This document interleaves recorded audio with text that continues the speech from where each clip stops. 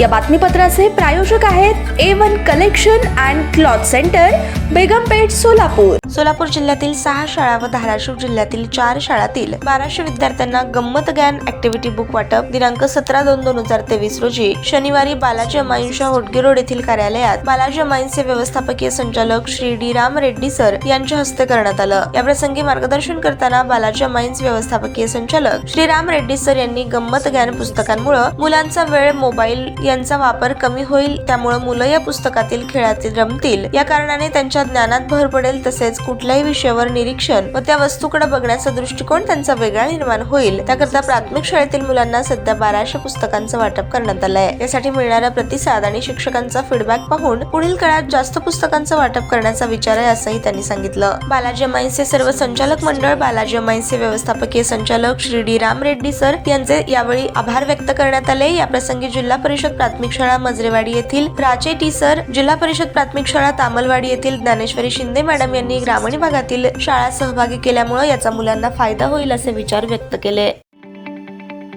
ताज्या बातम्या पाहण्यासाठी प्राईम महाराष्ट्र न्यूज चॅनलला सबस्क्राईब करा.